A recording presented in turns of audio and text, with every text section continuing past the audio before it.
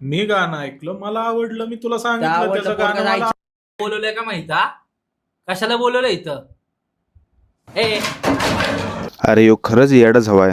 अरे शेमण्या, त्याला कोणाचंही गाणं आवडल तो त्याचा प्रश्न आहे. तुझ्या गांडीला का लागते? लोकांना तुझी गाणी आवडत नाहीत. तुझ्या गाण्यात ऐकण्यासारखं काही झट्ट पण नसतं. नुसतं गाण्यात शिव्या देतोस. मग कोणाला आवडत रे तुझं गाणं? जसं तू शिव्या देऊन गाणी म्हणतोस त्यापेक्षा भारी आमच्या गल्लीतली पोरं गाणी म्हणतात साळींदर तोंडाच्या. आणि त्याला कशाला शिव्या देतोस रे जळलेल्या तोंडाच्या? याचं तोंड बघितल्यावर असं वाटते याचे 4-5 जणांनी मिळून गांड मारले, ते पण याची केस ओढून. शेमण्या, त्याच्या स्टुडिओचं कशाला नुकसान करतोस रे चुत्त मारीच्या?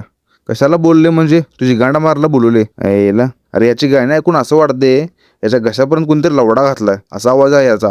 शेंबडं उठलं. तर नमस्कार मित्रांनो, आज आपण हे माकड म्हणजेच MC लिडो याच्यावर केस चालणार आहोत की हे माकड लईच हवेत उडते आणि त्याच्यापेक्षा जास्त म्हणजे ह्याची गांड खूपच जळलेली आहे. तर मग याच्या गांडीवर आपण पाणी मारायचं काम करणार आहोत.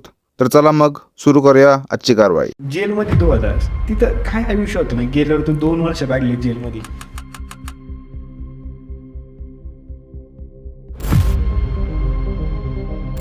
माझं डोकं फिरलं ना भाई, बाजार उडवू शकतो मी. ए शेमण्या, बाजूवर उठू शकतो आणि लवडा उठवू शकतो हे मोठं बोलणं बंद कर. आणि तिथे जेलमध्ये पण हसते माकड. अरे बोंडशा, जेलमध्ये क्रांतिकारी काम करून गेला नव्हतास तू? शट्टा ताटून सांगते आणि बोंडस. मोठा रापरला का नडला होतास ते सांग. का मारामारी केली? माझ्यासाठी तर तो मोठा नाही भाऊ, हं. कारण तो शिकला आपला. काय मोठा नाही सांगतो? चायला UK US ला त्याचे कॉन्सर्ट्स होतात. गुन्हेगार आहे का तो? गुन्हेगार असतो तर सांग ना मला. अरे शट्टा, म्हणजे गुन्हेगार असल्यावरच कलाकार मोठा असतो काय? यायला या असल्या येड झव्यांना तुम्ही पॉडकास्टवर बोलतच कशाला रे? या असल्या माकडांकडून लोकांना काही झाट शिकायला मिळणार आहे? अरे बोंडशा, तू स्वतःला कलाकार म्हणून घेऊ नको झाटू. कलाकार नाही, गुन्हेगार आहेस तू. तू बाटाच्या चपला घालतोस का? नाही घालत. काय रे? त्याला मारला असता त्याच बाटाची. हे माकड यातच जाणार आहे. मी याला असं मारीन, त्याला तसं मारीन. शेमण्या, स्वतःच्या तोंडावर पाणी मारा दे आणि थोबाडा बघावून आरशात. च्या आईला, रात्री झोपेतून उठून चुकून स्वतःचं तोंड जरी बघितलास का नाही तरी हार्ट अटॅक येऊन मरशील रे चिंपांजी तोंडाच्या. शिव्या देणे म्हणजेच रॅप सॉन्ग असं वाटतं का तुला? भाऊ मी जिथं राहिलंय ना, लहानपणापासून मी अशी दुनियादारी बघितली ना की कुणी बघितली नाही. परिस्थिती एवढी बॅड होती ना माझी, तर मला लोकांना ज्या पद्धतीने सांगायचं होतं ना, तर मी माझ्या गाण्याच्या माध्यमातून सांगतो. हे आधी बंद करा रे. मी कसल्या परिस्थितीवर आलो मलाच माहिती आहे. मी लई वाईट परिस्थिती बघितली आहे. प्रत्येक रॅपर किंवा कोणीही पॉडकास्टवर येऊन हे रडगाणं चालू करते आता. अरे खूप लोकांनी परिस्थिती बघितली असली आणि अजून बघतायत पण, आणि खूप लोक सक्सेसफुल पण झालेत, पण त्यांनी असलं रडगाण नाही केलं. मी हे बघितलं, मी ही परिस्थिती बघितली म्हणून मी शिव्या देतो. ही नाटकं बंद करा आधी. शिव्या आता सगळीच देतात, परिस्थिती बघून देत नाहीत. बोंडशे, त्या लोकांवर मी कामं केलेत ना आतापर्यंत, ते सगळे घाबरतात मला. अरे तुझं तोंड अंधारात बघून लोक घाबरत असतील रे. तू असं नको समजू की तू भाई आहेस म्हणून तुला घाबरतात. तुझं तोंड त्या खविसाच्या पेल्ल्यासारखं आहे म्हणून एकदम समोर आलास की घाबरत असतील लोक.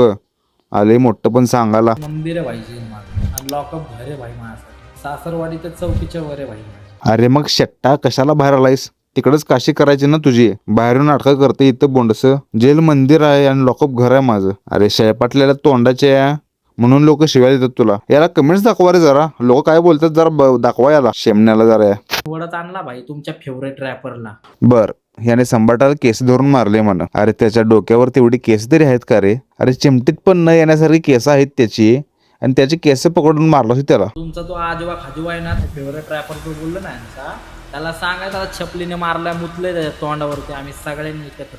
त्याच्या तोंडावर मुतलास का नाहीच माहित नाही, पण हे बघून लोक तुझ्या तोंडावर नक्कीच मुतणार आहेत. आणि घरात माझ्या गहू नाही, आणि घरात माझ्या गहू नाही, तुझ्या घरात नाही गहू म्हणे LCD घेऊ.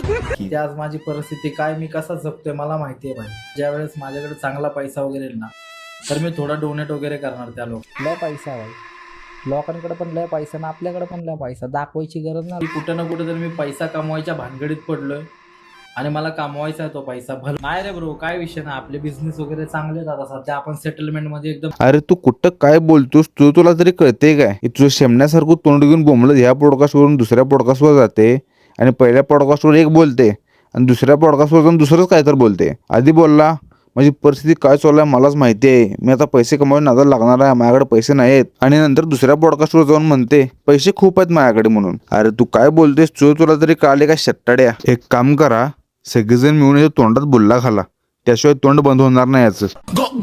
तर मित्रांनो, आजच्या व्हिडिओमध्ये बस एवढंच. याचं तोंड बघून बास झाले मला आता. जर व्हिडिओ आवडला असेल तर लाईक करा, कमेंट करा आणि शेअर नक्की करा. आणि या व्हिडिओपासून तुम्ही थोडं सुद्धा एंटरटेन झाला असाल तर चॅनलला सबस्क्राईब नक्की करा. मी भेटतो तुम्हाला पुढच्या व्हिडिओमध्ये. तोपर्यंत द कोर्टी चॅट जॉन.